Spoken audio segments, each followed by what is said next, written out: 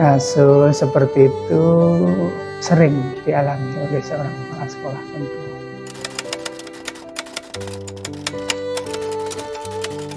Jadi etikanya ya karena tadi ada beberapa pilihan di mana sebenarnya sama-sama benar, tetapi ketika terkait dengan situasi kondisi maka kita memilih salah satu, bukan karena benar dan salahnya, tapi karena prioritas yang diutamakan itu.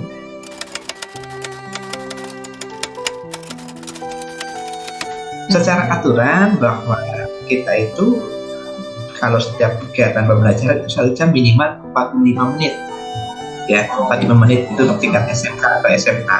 Tetapi karena kondisinya tidak memungkinkan, tapi tiba-tiba di hari itu ada salah satu warga sekolah itu misalnya meninggal dunia, apakah anak boleh dipulangkan atau tetap belajar, gitu kan?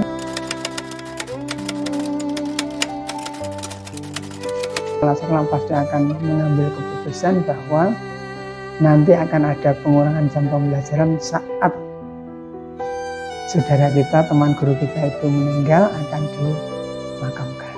Pembelajarannya tidak dengan satu hari pembelajaran full, tapi dengan model shift pembelajaran. Dengan shift ini, maka semua anak-anak kita itu terlayani minimal walaupun dengan waktu yang tidak optimal, yang full itu.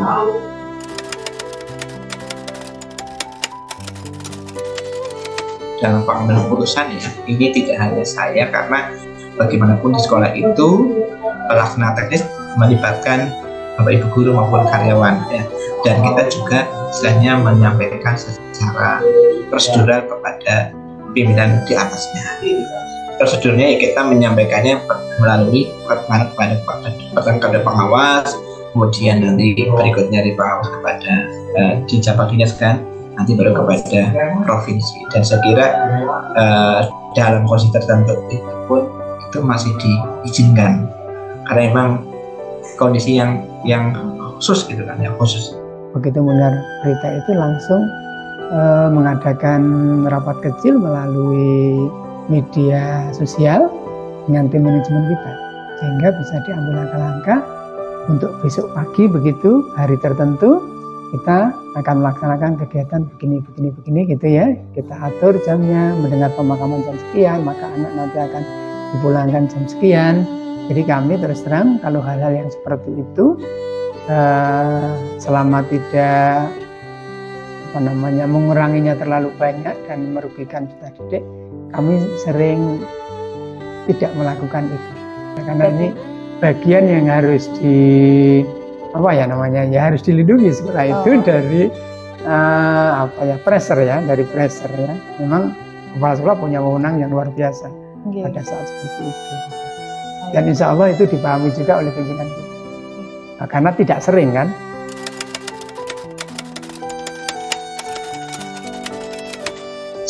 Kalau saya katakan itu tidak dibutuh waktu lama sih, karena memang begitu saya hadir kan saya tinggal melanjutkan.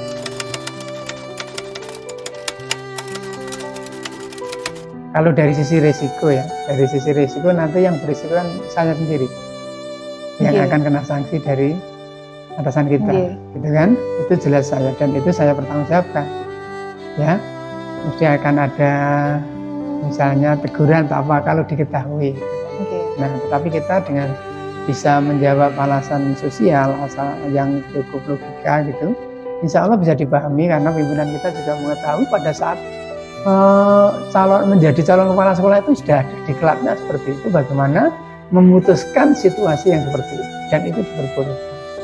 Itu bukan melanggar yang bersifat melanggar hukum, tidak, tapi itu bagian bagaimana seorang memimpin supaya manajemen sekolah itu bisa berjalan dengan baik. Jadi tidak sekedar garis lurus gitu ya, tetapi ada hal-hal yang memang harus dipertimbangkan, dan itu sudah diajarkan ketika saya awal diklat dari kepala sekolah, itu sudah dicontohkan, dan hari ini saya katakan pada penjadinya.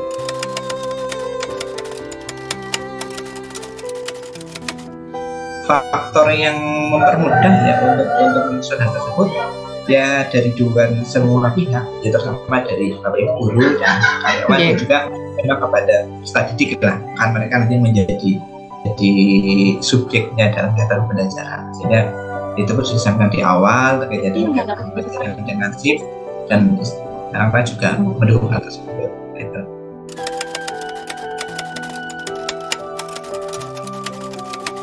Ya, untuk mengambil keputusan ketika ada sebuah tantangan ya, tantangan itu pastinya apa? Ya kita harus dengan model partisipatif. Kenapa partisipatif? Ya karena tadi semakin banyak orang yang memberikan sebuah solusi gitu kan, karena akan semakin banyak pilihan dan kita bisa putuskan mana yang terbaik, dan artinya terbaiknya itu bukan hanya pada satu versi saya sebagai seorang pemimpin ya, tapi juga nanti versi kepada para pelaksana di bawahnya. Dan di samping itu, tatkala memutuskan sesuatu, kalau saya sendiri itu tidak semuanya mesti top down ya, tetapi bisa juga dari bottom up gitu ya. Jadi menggali informasi masukan dari bawah. Sekalipun ya kita menggunakan top down, itu seolah-olah berpura-pura sebagai seorang pemimpin kita belum tahu jawabannya. Jadi saya tetap lempar ke bawah untuk saya tanyakan, walaupun sebenarnya saya sudah tahu jawabannya apa, dan nanti yang akan saya terapkan itu untuk membangun komunikasi yang baik supaya manajemen itu berjalan dengan lancar, baik ya, supaya kompak ya, kuat itu, sehingga karena tujuan atau visi misi sekolah akan bisa tercapai tatkala kekompakan itu dibangun.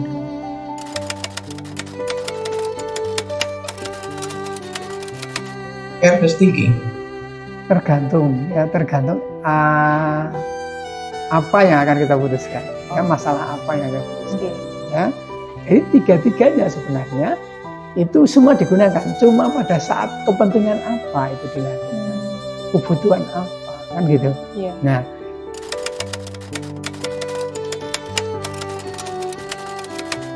kalau refleksi pasti gitu kan, pasti dilakukan, dan mungkin refleksi yang teman adalah itu tadi, ketika di awal kita di sebuah artinya memang roh yang masih kurang, mereka mencari solusi dengan cara ya berpindah tempat gitu kan, untuk supaya ruangannya tercukupi, dengan harapan tadi kenapa kita misalnya berpindah tempat, bukan tanpa alasan yang jelas, alasannya bahwa supaya nanti ada pengoptimalan untuk waktu pembelajaran yang tadinya dari 20-25 menit bisa menjadi ya paling tidak ya 35-40 menit, sehingga nanti tidak terlalu jauh dari standar sekolah yang lain.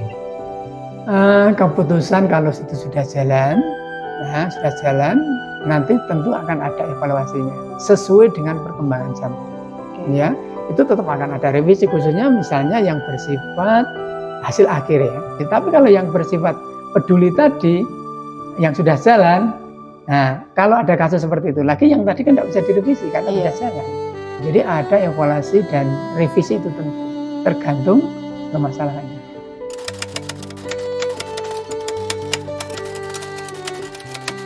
Poin pentingnya bahwa dalam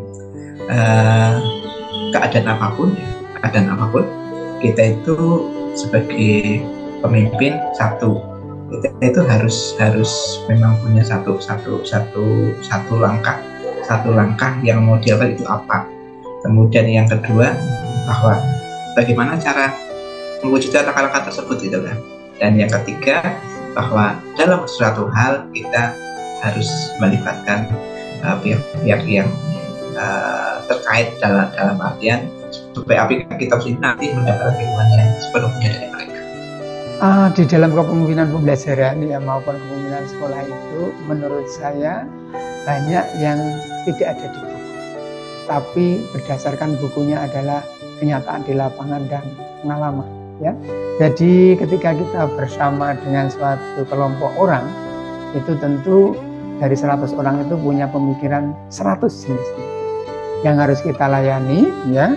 Masing-masing orang ini berbeda ya, masing-masing berbeda, dan juga tentu apa yang kita inginkan baik itu belum tentu diterima oleh pihak lain baik itu satu, maka akan muncul konflik. Maka yakinlah bahwa kita sebagai seorang pemimpin itu pasti tidak akan mampu memuaskan semua pihak, itu pasti ya kan?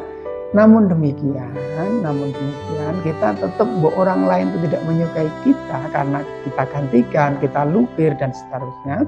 Itu bagian dari dinamika kepemimpinan. Jadi kita ya sabar saja kalau mereka tidak menyukai kita, tidak perlu merasa sakit hati. Itu bagian dari risiko pekerjaan kita.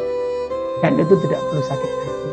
Ya, tidak perlu sakit hati. Percayalah bahwa apa niat baik kita itu yang kita cari nilainya bukan dari sama manusia yang kita pimpin, tapi kepada Allah Subhanahu wa taala pertanggungjawaban kita. Tapi yakinlah berjalan saja, tidak akan masalah itu, enggak apa-apa.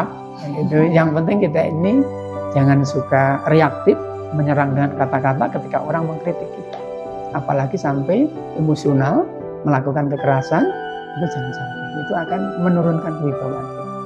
Asal sudah dihitung dengan cermat, dipikir dengan pikiran yang jernih, dengan hati nurani yang tajam, ya, apalagi kalau keputusannya besar, maka malamnya berdoalah kepada Allah supaya diberi petunjuk, supaya keputusannya ini betul-betul memberikan kemaslahatan umat yang terbaik dan tidak perlu takut. Berdasarkan hasil wawancara yang dilakukan, dapat disimpulkan bahwa setiap pemimpin mempunyai pertimbangan pemikiran yang unik untuk memutuskan suatu kebijakan. Dalam wawancara tersebut, saya menyimpulkan terdapat 3 paradigma yang digunakan, yaitu paradigma individu versus kelompok, paradigma keadilan versus kasihan, dan paradigma jangka panjang versus jangka pendek. Dalam praktik pengambilan keputusan, kepala sekolah telah melakukan 9 langkah pengujian, dan tentunya dengan memegang prinsip pengambilan keputusan yang beragam. Prinsip care-based thinking menjadi salah satu pegangan terkuat karena bagaimanapun kita adalah makhluk sosial yang mengutamakan hubungan baik dengan orang lain. Namun, dalam kasus tertentu dapat juga mengutamakan prinsip end-based thinking dan rule-based thinking. Dalam upaya memperkuat kompetensi diri sebagai pemimpin pembelajaran, maka saya perlu terus melatih intuisi atau kepekaan terhadap sebuah kondisi. Selain itu, perlu juga untuk terus melatih kemampuan sosial emosional berupa self-awareness, self-management, social awareness, dan relationship skill agar dalam menentukan jenis pelayanan pendidikan kepada murid dilakukan dengan penuh rasa kasih sayang sehingga dapat mengantarkan murid pada keadaan well-being. Ikhtiar pengambilan keputusan yang dibuat oleh pemimpin sudah pasti menginginkan keputusan terbaik untuk semua orang. Oleh karena itu, keterampilan coaching perlu diterapkan agar mampu menggali solusi apa yang dipikirkan oleh banyak orang. Sebagai seorang hamba yang beriman, maka bagian terpenting dari pengambilan keputusan seorang pemimpin yaitu selalu meminta petunjuk kepada Tuhan Yang Maha Esa.